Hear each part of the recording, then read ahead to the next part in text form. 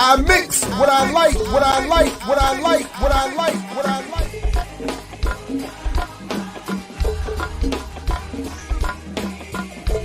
What's up, world? Welcome to another edition of I Mix What I Like, right here at Black Power Media. Again, I'm Jared Ball, and no, we are not live.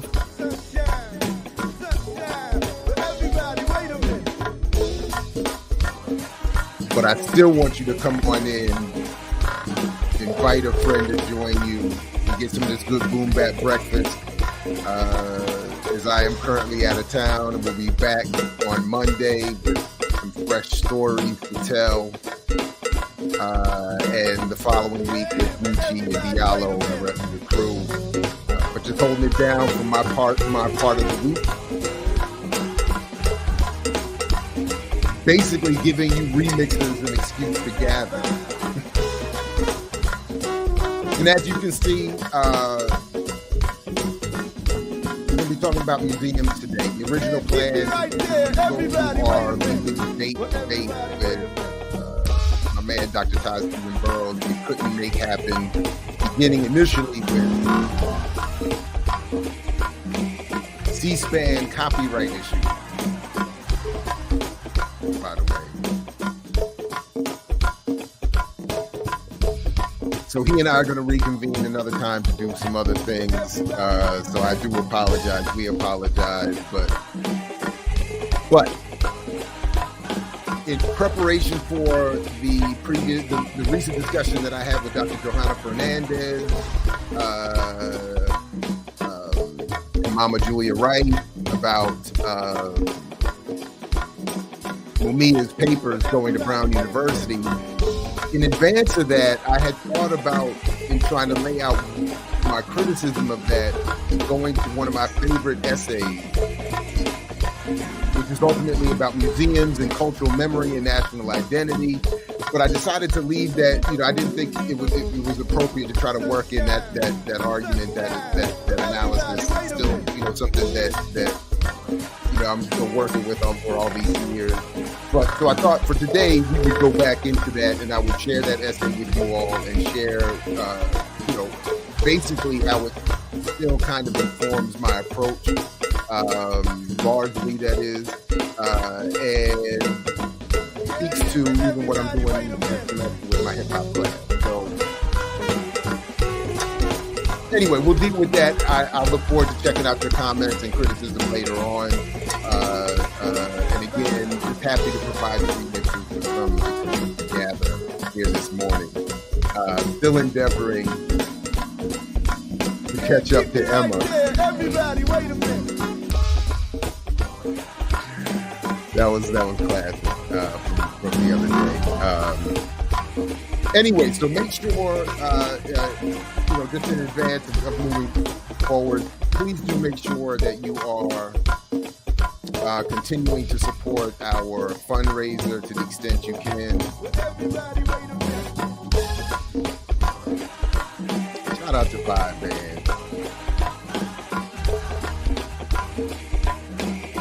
Anyway, please continue to support our fall fundraiser and help us expand as a channel. Again, if you can't support financially, we get it. I get it. We get it. So if you can, obviously, please do. If you cannot, like, share, subscribe, invite others. That all helps as well. We just want to continue to raise up that fundraiser and encourage you to support it as best you can. Please continue to send guest suggestions in Discord. Shout out to Josh and Leah.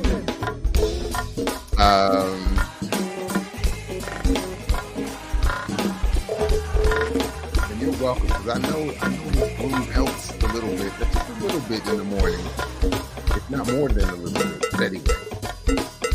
So yeah, definitely do that, and please continue to support. Go back and watch shows you've missed, share them with others, and feel free to hit some super thanks after the fact too as well. And continue thanking those who are doing that as well. So all right, quick break, and then let's get into it here at I Mix What I Like, Black Power Media. Welcome everybody, getting a little bit of the boom back breakfast on a Friday morning. Everybody, wait a minute. Freedom Fridays continue. Let's go back in the day.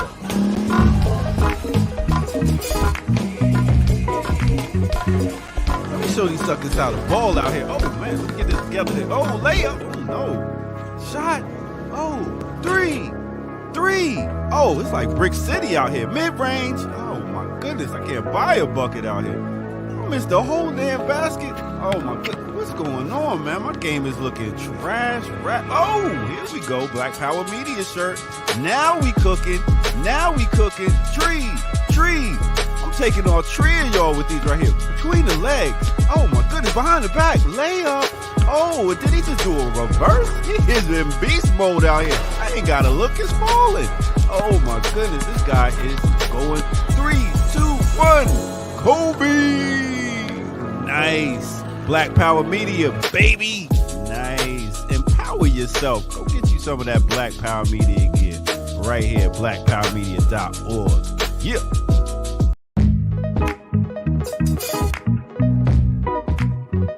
I mix what I like.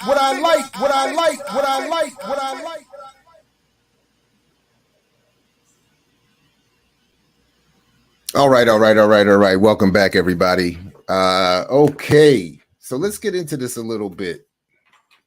It was fun to reconnect with this essay from some years ago. And please do, if you check this out and have responses. Of course, we always want the criticism for a future Answering Critics episode, but also I am very much interested in continuing to investigate and explore more about this particular issue. I admittedly don't have some sort of full-fledged presentation here this morning, but there are a couple other articles that I would have liked to draw out of that I've read over the years, particularly that speak to the issue of museums and national malls like the one in DC as also creators of national identity and collective consciousness. but I think we can get enough to start with from this essay. And but what I'm saying is I'm inviting you all to send me links, sources, responses, other because I would like to continue to look into this more. You know what? I need to let me clean these off real quick. So what I will do is while I'm doing this, I'm gonna pull up and shout out to Dr. Ayeli Bikeri, who was one of my favorite professors at the Africana Studies and Research Center when I was there under the tutelage and of the founding director, the late great Dr. James Turner. And I appreciated Dr. Bikeri for a number of reasons. He was no joke as a professor, no slouch. He was there for fun and good times and you know, and all that good stuff. But when it came to the work, he was very serious. He was very serious about the African origins of the Nile Valley region. He's very serious about Ethiopian contributions in particular. And he was very interested in pronouncing my name Yered in the traditional Amharic, I guess, pronunciation. So he would always say, Yered. Good to see you, Yered. Anyway, big shout out to him. But I quoted him. I used to have one of my favorite lecture tapes was actually one of his, where he gave this lecture on museums and colonization. And I would love to get in touch with him and have him on. In fact, I should find him again and just invite him on to talk about it. But I took this quote in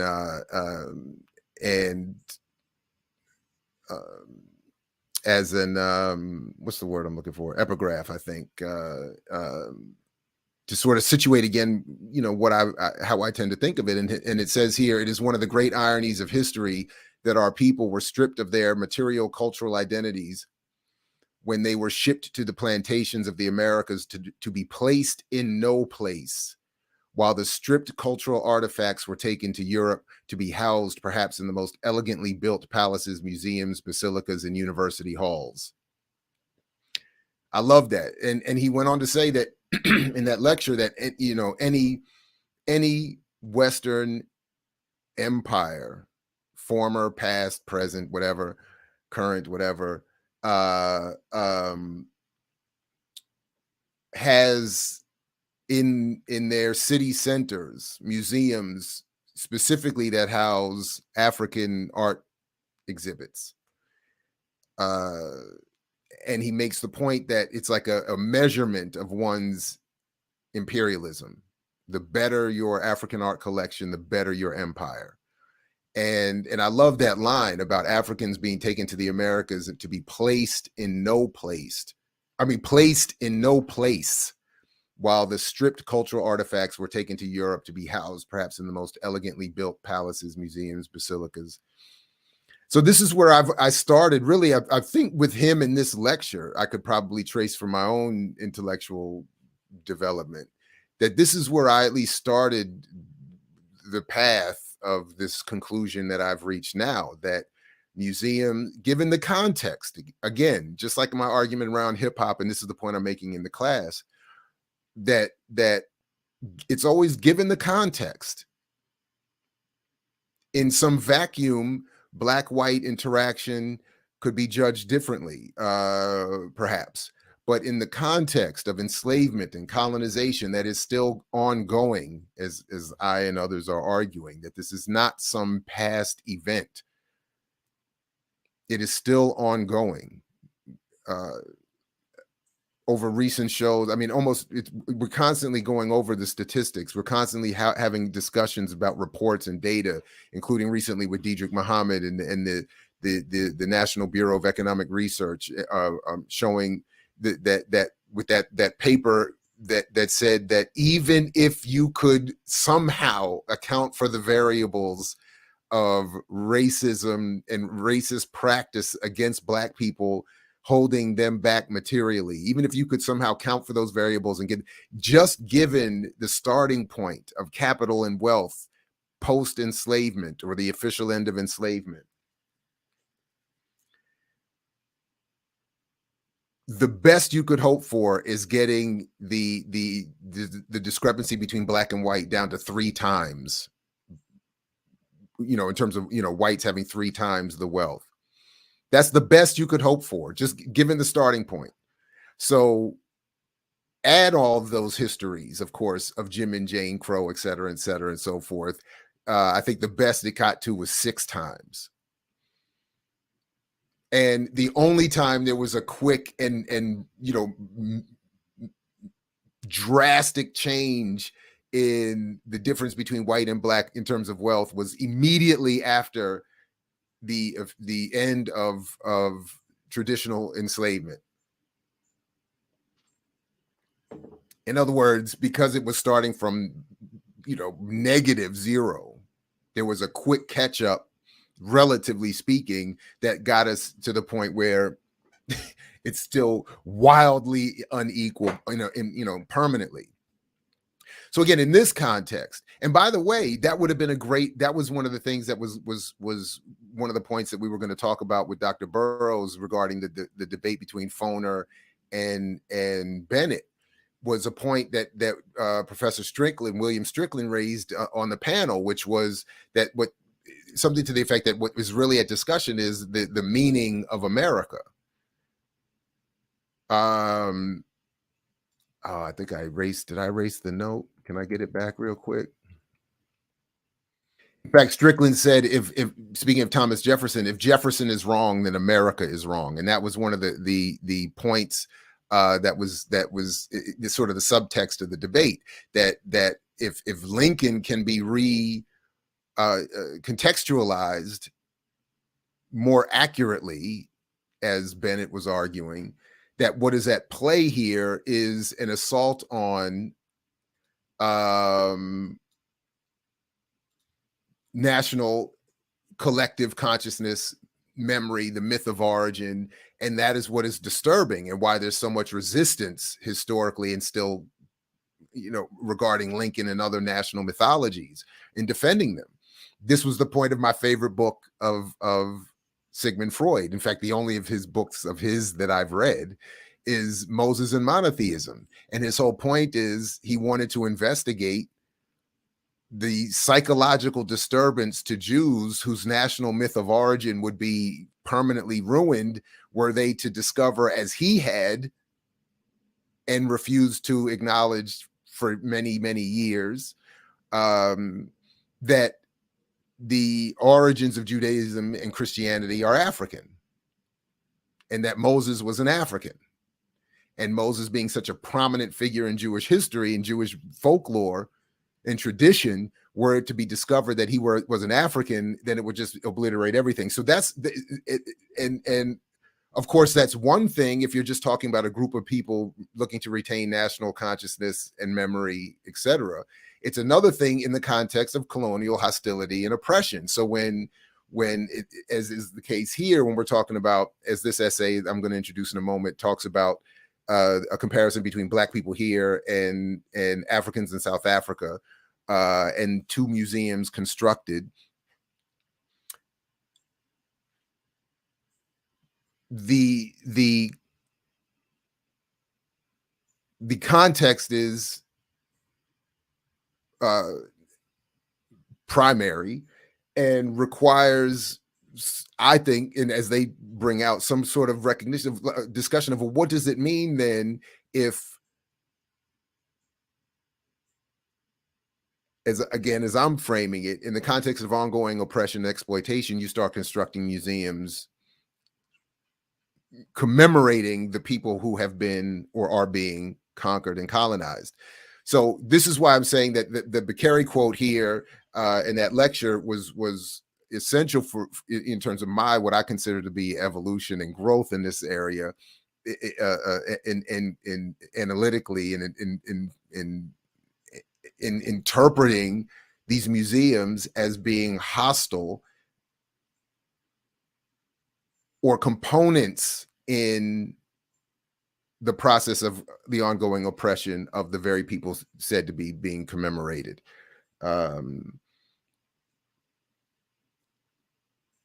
So again, with Bakary saying what I'm simply saying what Bakary is talking about historically, I think needs to be understood. And I think he was making this point that it's not just a reflection of the past, it's an ongoing process that as African people are being enslaved and stripped of cultural memory and material resource, the artifacts accumulated by that oppression and that are meant to commemorate and reflect that oppression. In the case, for instance, of the newer museum here in DC, those struggles and those peoples are being constructed to impact the national memory of all involved. So anyway, okay, I hope that made sense. And if it didn't, you all will let me know, and I'll try to correct it later on. So the essay I'm talking about comes in this book, Understanding African American Rhetoric, that I used to use in one of my communications courses, co-edited by Ronald Jackson and Elaine B. Richardson. And I think I need to say, with all due respect, the late Ronald Jackson. I think so. An essay I co-wrote with a former colleague regarding the Tyler Perry and the Mantan Manifesto is in another one of his collections. But anyway, but the piece and this piece has moved me. It came out some years ago. This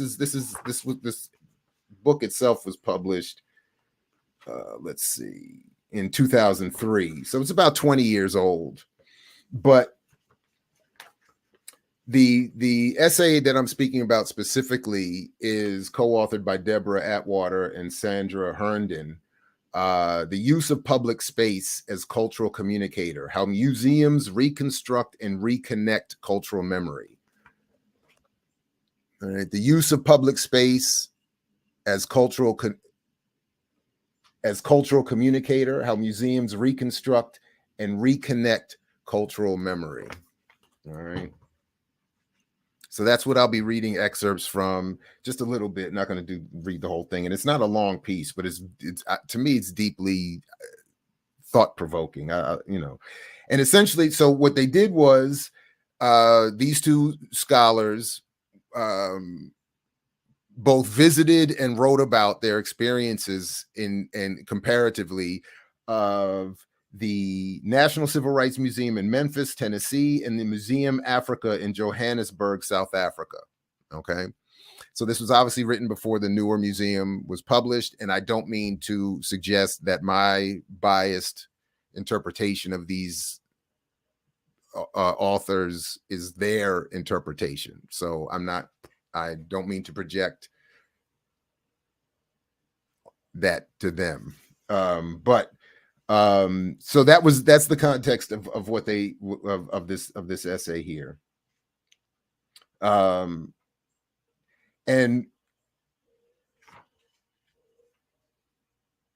so they're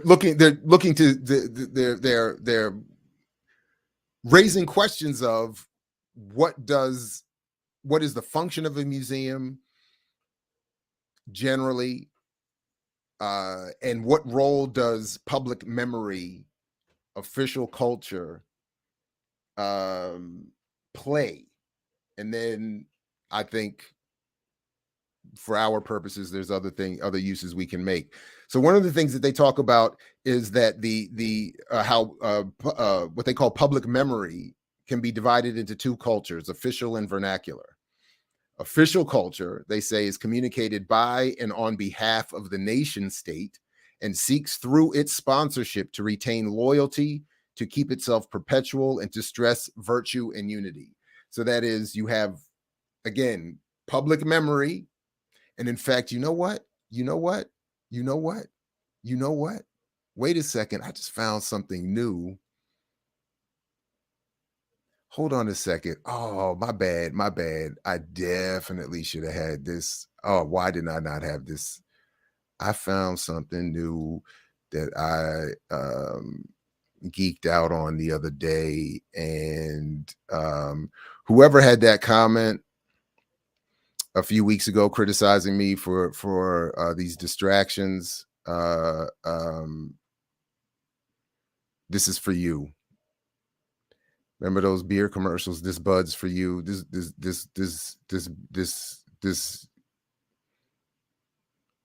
detour is for you. But I feel like it's all good because, you know, I'm sure the chat is just booming. You all are good. It's building tension and suspense.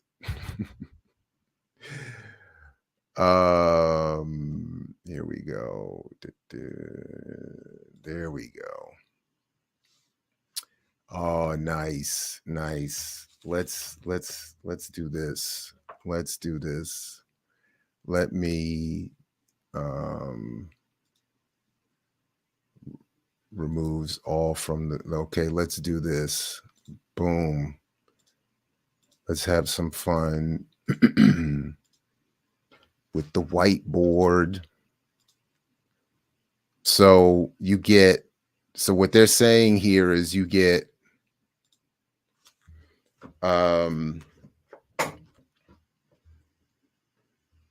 public memory,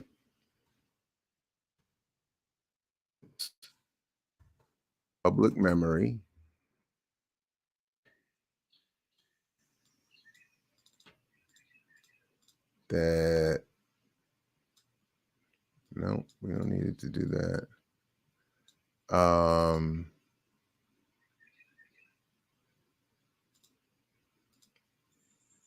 Whoops.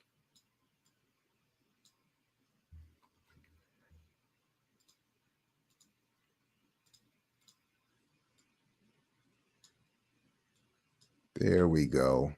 You get public memory, and then as a subset, ooh, check it out. What of that we get? Whoops.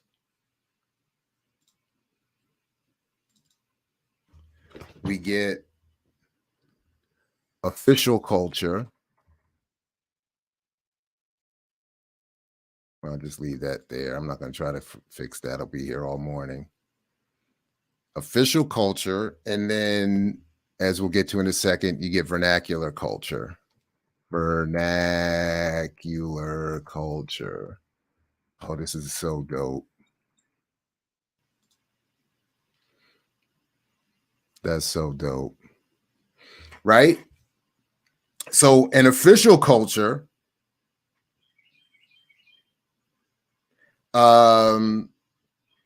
is, as I think we could, you know, more or less easily rationalize and make, you know, see as making sense, intends to communicate on behalf of the nation state or the state.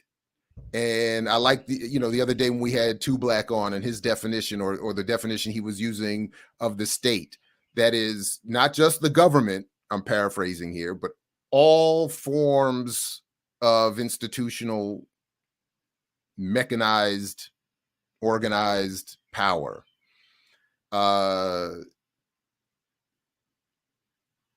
So it seeks to retain loyalty, keep itself perpetual, and stress the virtue of unity. And I always think of unity as reciprocity as defined in a communications or I'm sorry, in a mathematical context, where reciprocity is any formula whose result is one. So in the terms of propaganda, where I was reading about this in Bernays's work, Bernays talked about reciprocity and that mathematical formula concluding in one being used in a communication sense to perform the function of what Atwater and Herndon are saying is the role of official culture, to create public or national unity, to create a reciprocity in messaging. That is where the propagated message is effective. All right. So that's one thing. So vernacular culture, they say, is situated locally and is given material and symbolic expression by the individual and the community.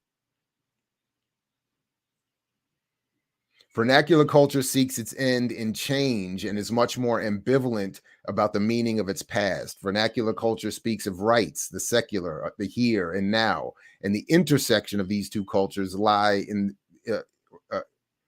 at the intersection of these two cultures lie the symbolic aspects of public memory and the fundamental issues concerning the very existence of the society, the meaning of past, present organization, and the structure of power.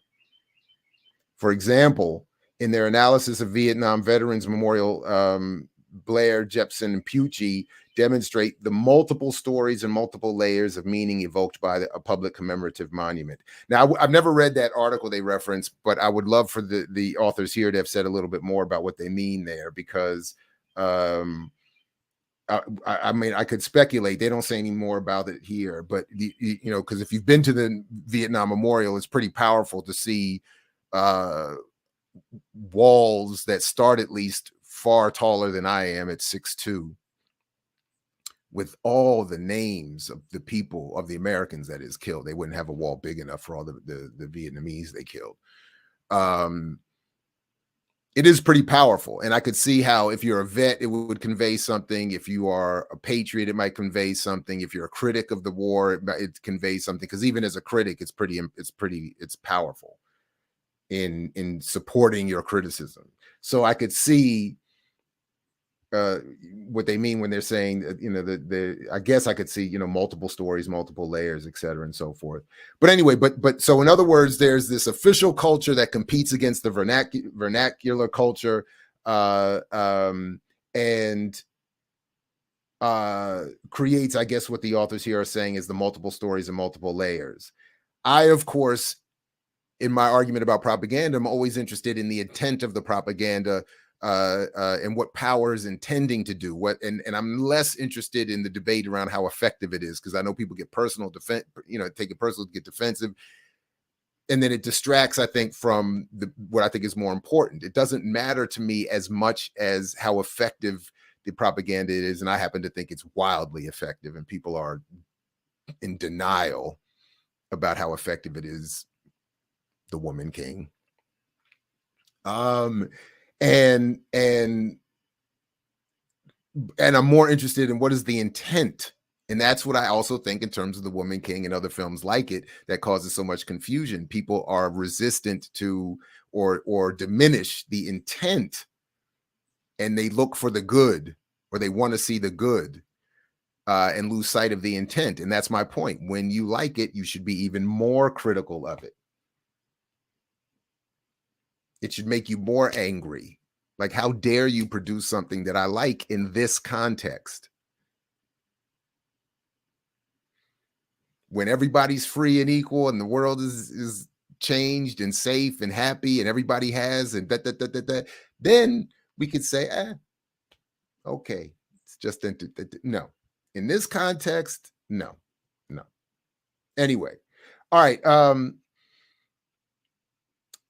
They go on to say, in a real sense, public memory refers to having a potential for a shared sense of the past, fashioned from the symbolic resources of community and subject to its particular history, hierarchies, and aspirations.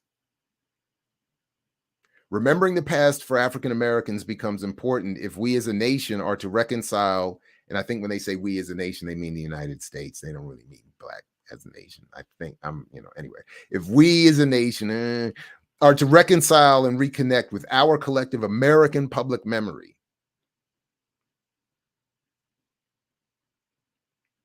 They go on to talk about then this issue of reconciliation and quote Nelson Mandela in a foreword to Reconciliation Through Truth, where Mandela wrote, "Instead, we must insist with quiet resolve on a firm policy of undoing the continuing effects of the past."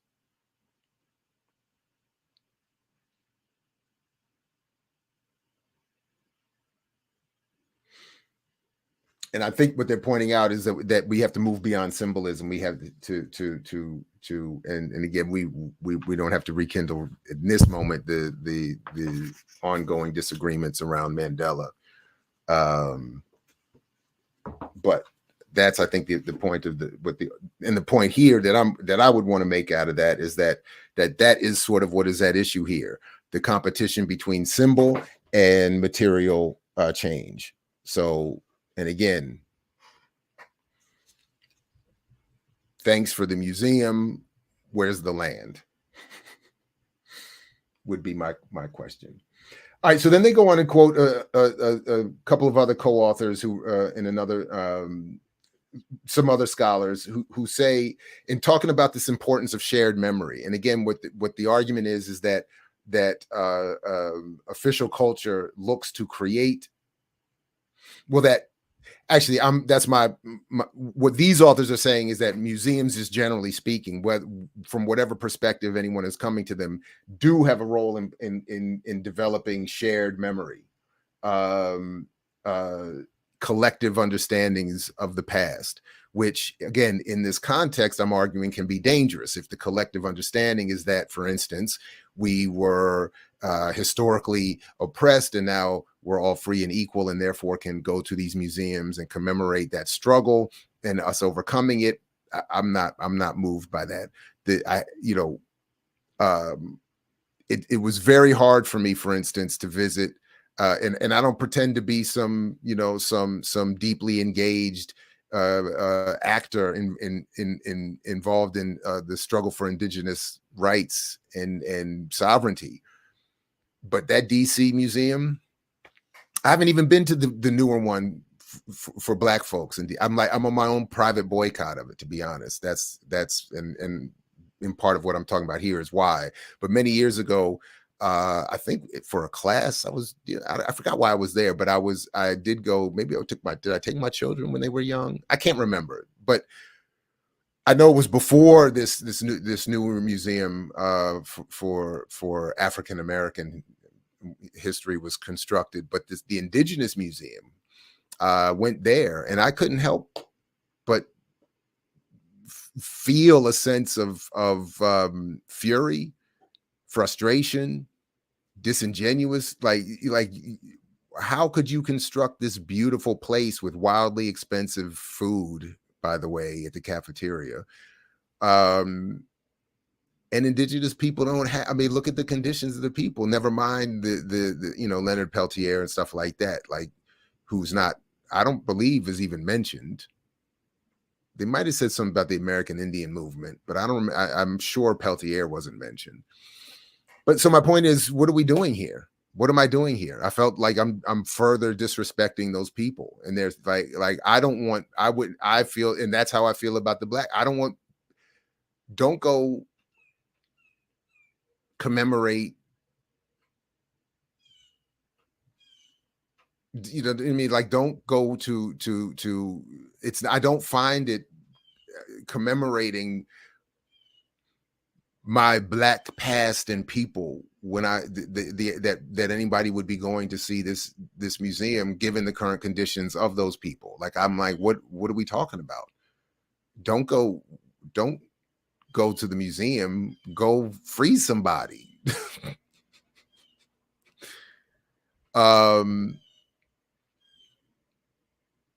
I did go to the Holocaust Museum in DC and found it a fascinating and powerful experience. I mean, when you're given a card of a person who went through it and you find out at the end what happened to that person, that's a pretty ingenious way of bringing people through that museum. But again, it's here in the United States. Jews collectively,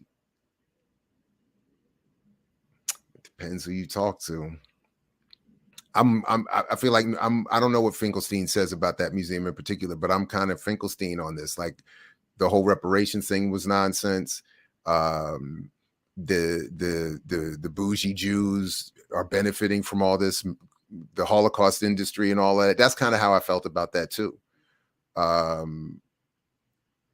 You're encouraging that Jews here in the United States see the U.S. as heroic, as apart from, as something to aspire to and become of, then that, of course, puts you in a different relationship to my Black family and to the rest of the world, given the U.S.'s empirical relationship.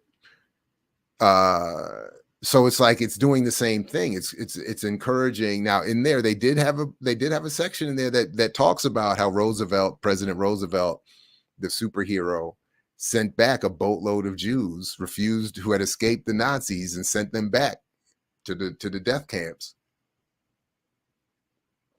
And I'm like, and y'all want to keep. And it's like the Jewish version of King's point about you want to integrate into this burning house. But I guess so. Relatively speaking, I guess so. Anyway. Again, my limited branch off that tree has a very different relationship to all of that. So it's very, so anyway, but my point is in all of that the institution is there to create a politic, to create this shared memory.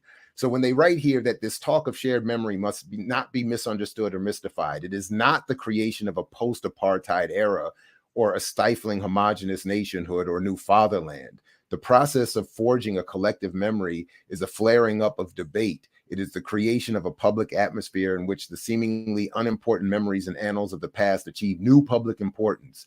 Private reminiscence achieves public currency and manifest worth. So I like what they're trying to say here, but I would argue that doesn't happen. In other words, I don't see the establishment of these museums as helping, as denying a post-apartheid era of consciousness, or in this country, a post-civil rights, post-enslavement consciousness, and it does.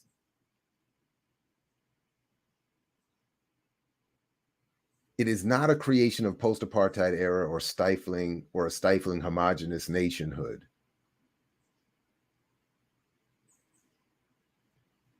Or a new fatherland. I think that is the goal, though. The process of forging a collective memory is a flaring up of debate. I don't think that is the goal. I don't think that is the goal. I think I disagree with these scholars and their argument.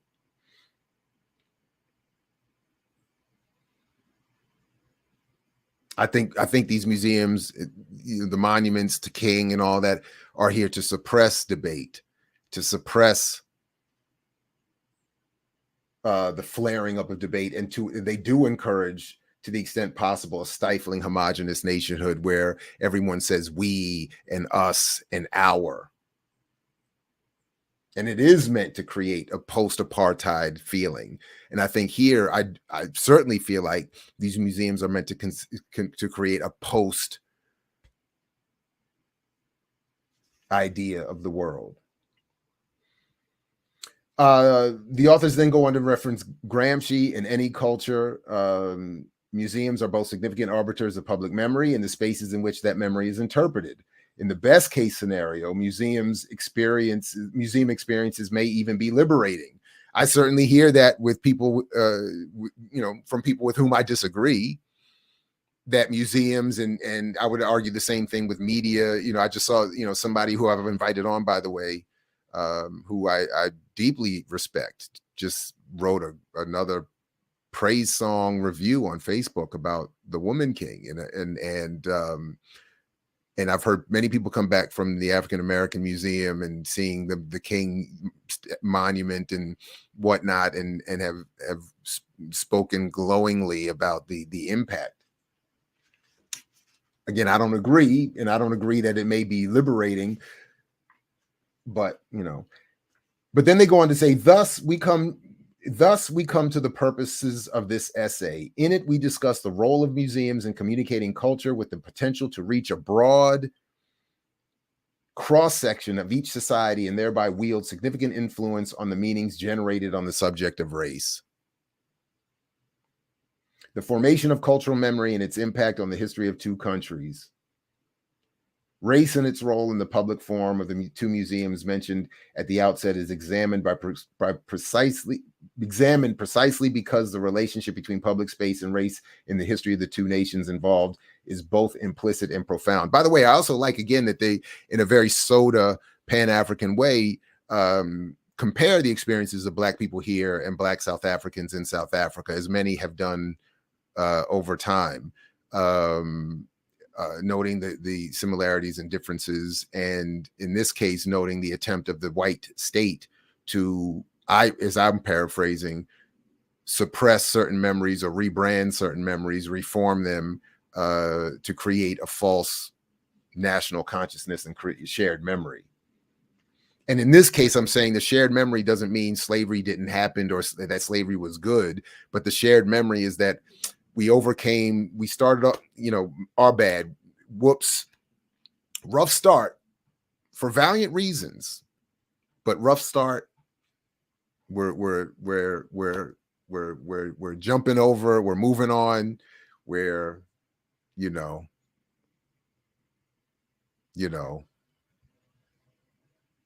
advancing, and everything is on its way to being good, if not totally solved by now, because we're all free, and Diddy is buying Disney, or Diddy wants to buy Disney, so he says, for us, for all of us. Okay.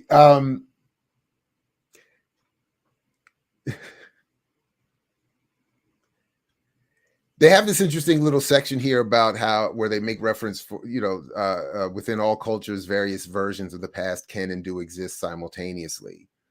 Saying that one definition of cultural memory is memory that is shared outside the avenues of formal historical discourse, yet is entangled with cultural products and imbued with cultural meaning.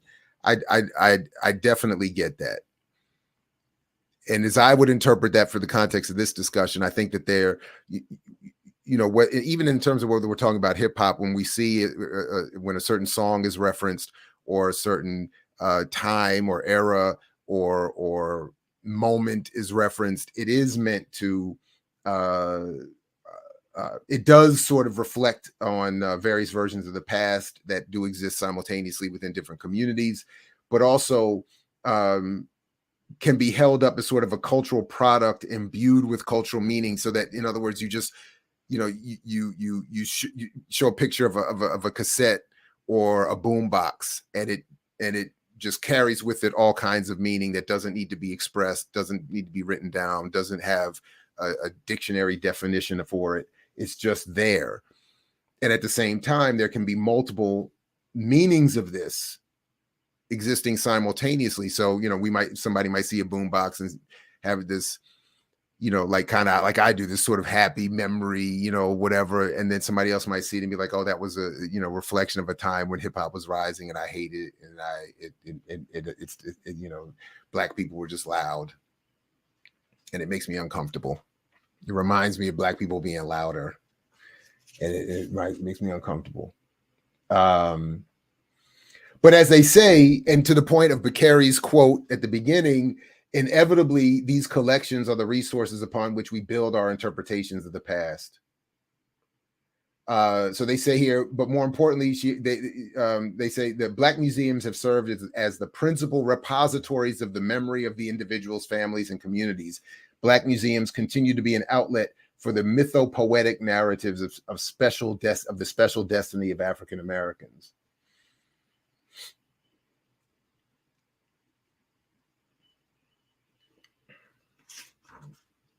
Okay, a little bit more here.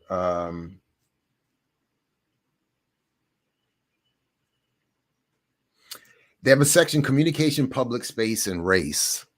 It is a truism in the study of communication that space is communicative.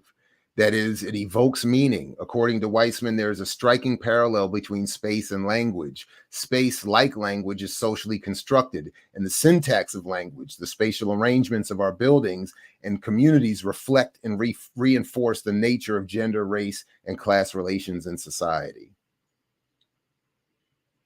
One can argue, they continue, that the very existence of these two museums, the one in South Africa and the one here, heralds a new attempt at the recovery of race and public memory. I have a big X and a question mark. I don't know if I agree with that, or I don't know if I agree with the interpretation that they hold of that. Because when I read a new attempt at the recovery of race and public memory, I'm looking at it as a new way of, again, rebranding this myth that everything was all bad at the beginning, which of course it was, and then has just moved in a linear and ever progressive direction, getting better, and that we should just be patient and continue to correct our own misgivings, and then things will continue ever forward and can't get worse. And as Dr. Haight reminds, it can always get worse.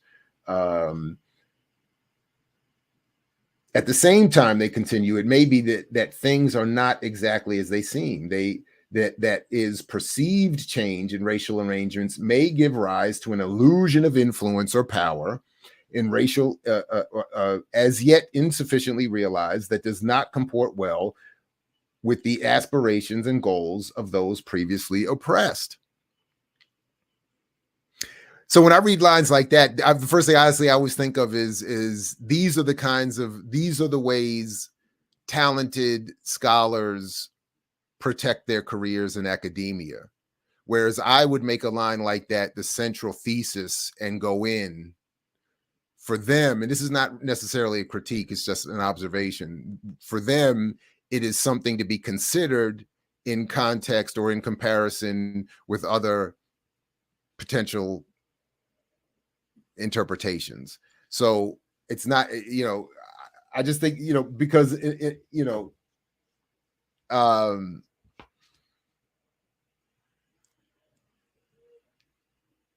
but again, as they said, at the same time, it may be that things are not exactly as they seem. That is, perceived change in racial arrangements may give rise to an illusion of influence or power, as yet insufficiently realized, that does not comport well with the aspirations and goals of those previously oppressed.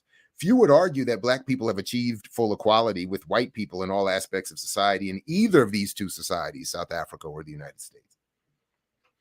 Indeed, footnotes that some of the opposition to the museum in Memphis derived from the argument that if money was to be spent in King's honor, it would be better invested in programs to aid Memphis's African-American population, precisely because the disparities remained so great.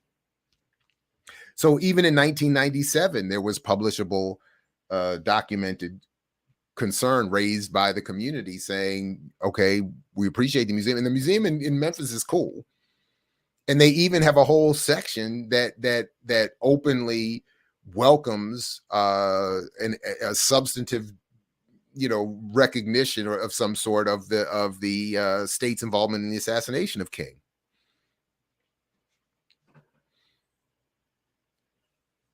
All well and good, but if you're spending all this money, what was just announced the other day, the Dutch are going to spend 200 and some million euros to apologize and commemorate somehow their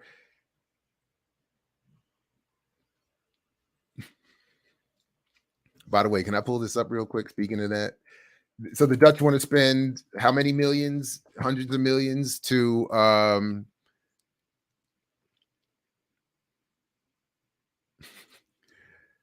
apologize for being a dominant force and a leading force historically in the enslavement of tens of millions of people. So I just pulled this up. So so as I said here, I'm funny, to me at least. An apology fund, more than half your starting 11 seem to result alone, demonstrating that your fund should be for far more than research and apologies. So I'm saying that more than half of their starting 11 seem to result from their historical involvement in enslavement, including their best player, Virgil van Dijk. So as we go to, equal game, hashtag equal game, and on our way to the World Cup in 2022, and we, come up off that is a little bit more than a little apology study that I would think you owe. But That's just me. It's just. So anyway, but that would be my point here, and my starting point, that we're spending money, and this is sort of what I was thinking in terms of the Brown, collection of Mumia's papers. You're spending money. You're investing not only in the accumulation or the collection of the papers themselves, like the initial collecting of them. You're also spending money on housing them, curating them, arranging visits and research. So you're investing all this money. But what about Brown's relationship to enslavement, for instance, or to the Black community in Rhode Island or beyond? Like, what about the institutional collectively of the state, of the nation state itself in that process? And if the inequality still continues and in many ways worsens, particularly since it's sort of, there was this enslavement, then there's this uptick, and then there's relative to this, and then we're headed right back down. What then is the value of these museums or collections, or how do they help? They seem to me to be more about creating that official culture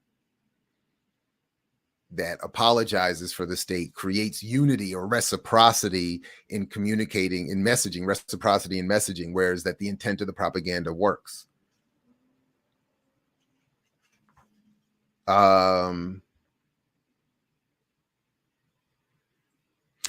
They do also talk about, where these museums are located geographically, noting that they're, particularly the Memphis Museum, is located in a deteriorating part of town. Not that much different than I would argue is the case, at least historically, in DC, and the more gentrification that occurs. But the Black people being commemorated don't live well in the city, and then certainly are being moved out of the city, increasingly dispersed out of the city without their material conditions being improved, yet there's hundreds of millions being spent and made on museums, which are meant, I think, to suggest some sort of overcome, that we've advanced. So as they conclude here, for us, the museum was not only an intersection of race and space, but a disturbing intersection of past, present, and future. They talk about, in fact, in the South Africa Museum, one of the authors had to leave, said that walking through the display of a township settlement brought a surge of dreadful emotion so strong that I had to withdraw from the rest of the group. I was literally overwhelmed to the point that I had to find a place to sit down. The space brought about a connection with the African-American experience that was hard not to feel. She notes that I suddenly realized that this was the same intense feeling that I had in the National Civil Rights Museum in Memphis several months before. But what had this space communicated to me? It had communicated a feeling of oppression, hopelessness, dismay.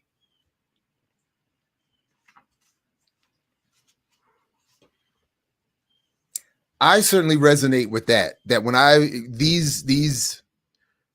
in all the museums that I've been, when I went to the Blacks and Wax Museum, when I went to the Charles Wright Museum in Detroit, and shout out to them for even inviting me a couple of years ago, when I went to the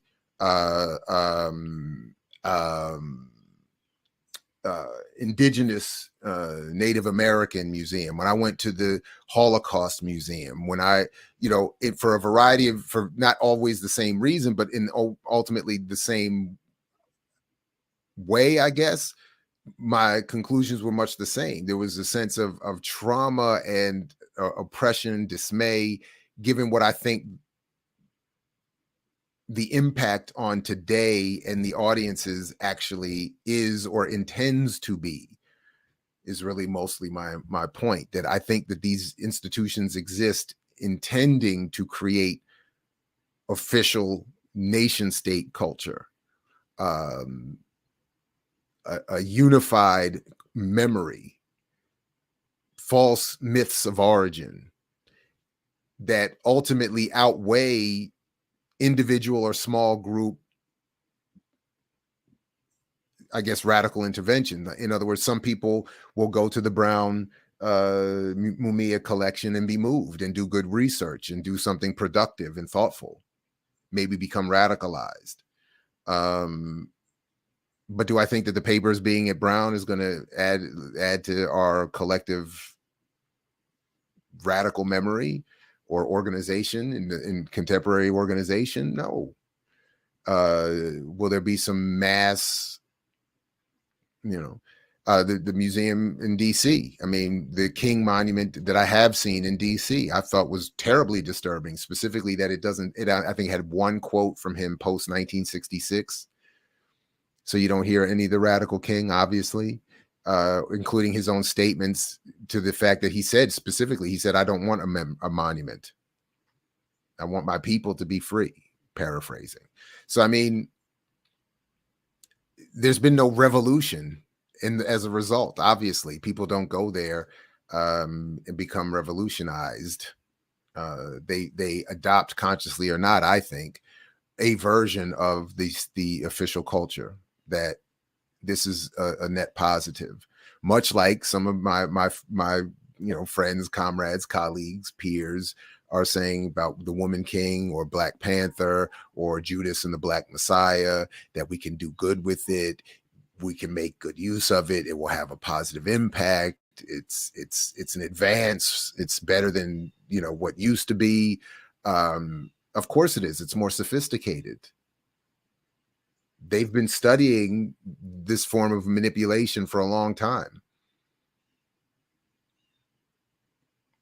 I mean, I don't expect it to get any easier. I would expect going forward that we would need a version of the Vernon philosophy for more clarity on this, that the better the products are, the better the museums get, the better the technology gets, the more critical of it we have to be, the more we have to find ways of working around it and to challenge it. Because the intent, at least, and I think with, again, great effect, is to create a negation of our efforts. And I certainly see nothing or very little in these museums or the discussions of them, the panels I've seen about them, that suggests that they're having any other effect than I'm arguing they have. So anyway, I hope that helps. I look forward to checking out the comments later. Again, if nothing else, I provided the remixers a reason to gather this morning and held it down until the Remix Morning Show convenes next week. Please definitely check out the Warrior Class show on Saturday and Sundays on Sunday. Make sure you have the bell clicked. That part doesn't require any cost, so that you don't miss anything when it comes up. Please go back and review anything you haven't seen already. And definitely, I want to hear from you. So put it in the comments. And, I hope there wasn't too much this morning of you saying, the fuck is he talking about? And of course, if you can, we understand times are tough, but if you can help us, definitely drop a couple. Or like I said, if maybe you feel like this whole morning it's wrong, bro, and you're saying, no, God. Or maybe you just had a good time.